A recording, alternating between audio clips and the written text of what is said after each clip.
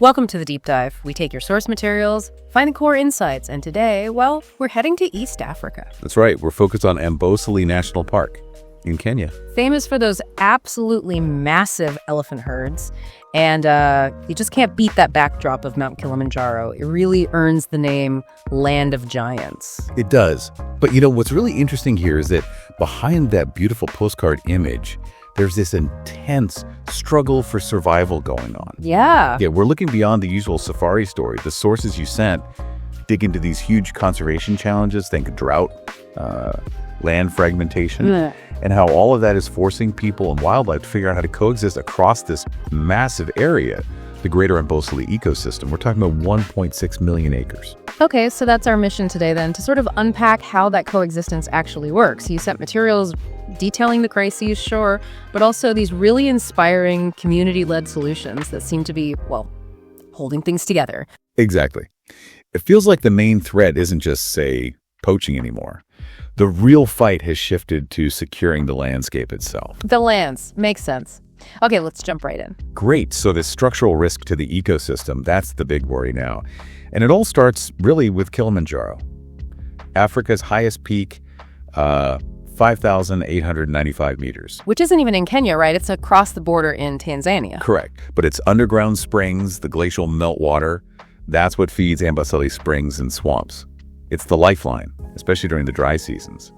Keeps everything going. Sustaining life. And that's where the giants come in. Amboseli has this incredible elephant population, right? Often over 2,000 moving through. Yeah, including some of the last really big tuskers on Earth. It's amazing. But that closeness, the thing that makes it so scenic, the park being right near human settlements, that creates friction, doesn't it? Makes life precarious. It really does. And sometimes the cost is just heartbreaking. The sources mentioned the death of Tolstoy, that famous tusker, back in 2022. Oh, I remember reading about him. He was huge, wasn't he? Enormous.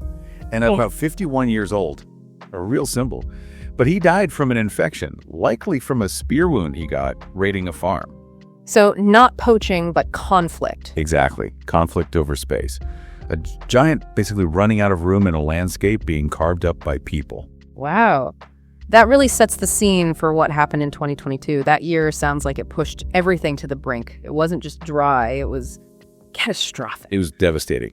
The whole greater Amboseli area got maybe 15% of the rain it normally expects.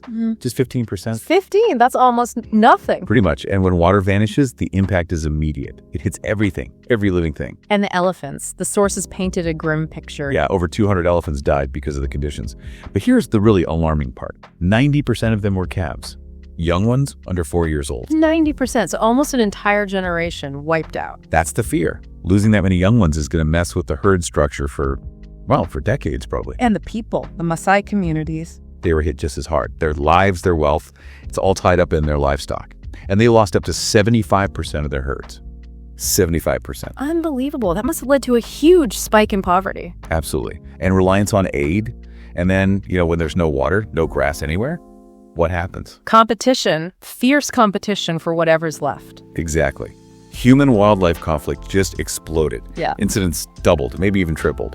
And at the same time, you saw more bushmeat poaching, people getting desperate. Basic survival kicking in. It sounds brutal.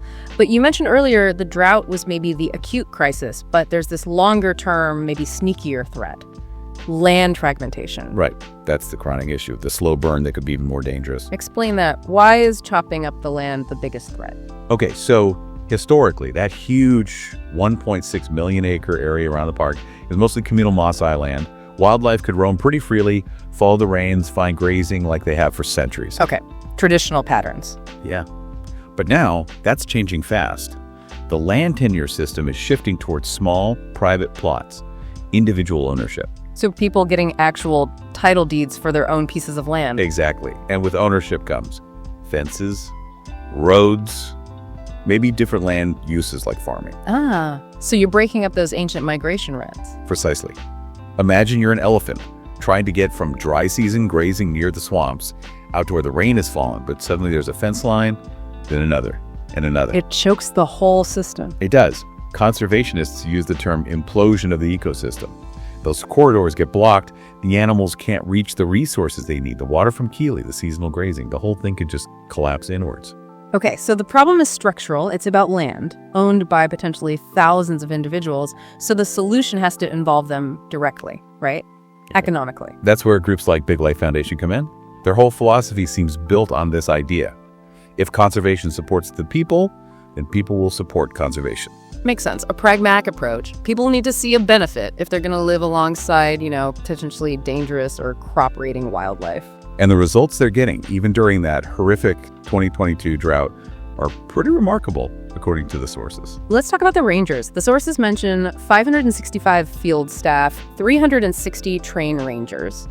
That's a significant presence. It is. And despite that huge spike in conflict and desperation poaching attempts we talked about, Big Life reported 0 elephants poached in 2022. 0. 0. And that kind of pressure cooker. 0. And 0 rhinos poached, too. They've kept that streak going for over 5 years now. Wow. It seems to be about active, constant presence and rapid response.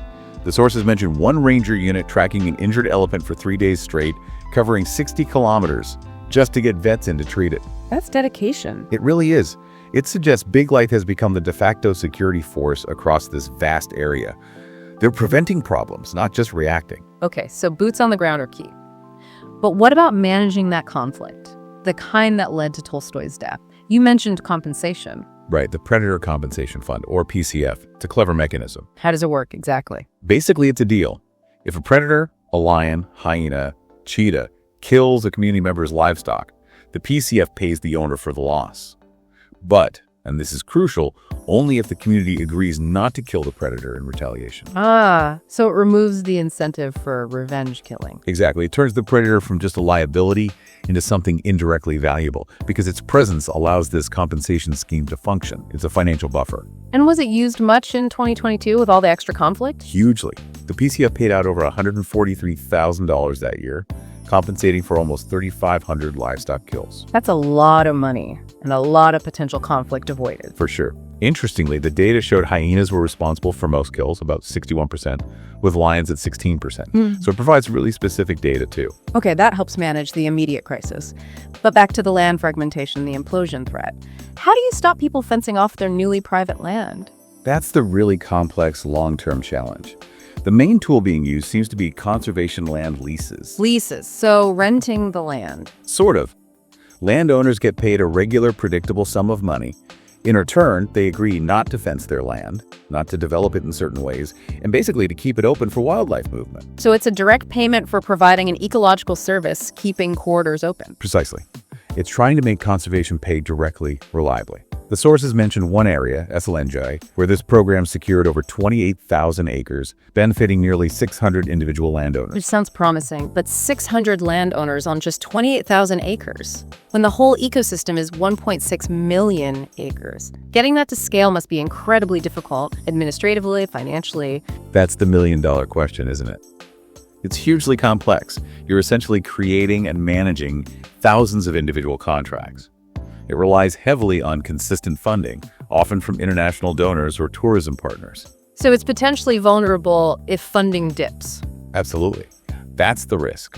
But right now, it seems to be the best, maybe the only, strategy on the table to actively prevent that landscape-level fragmentation.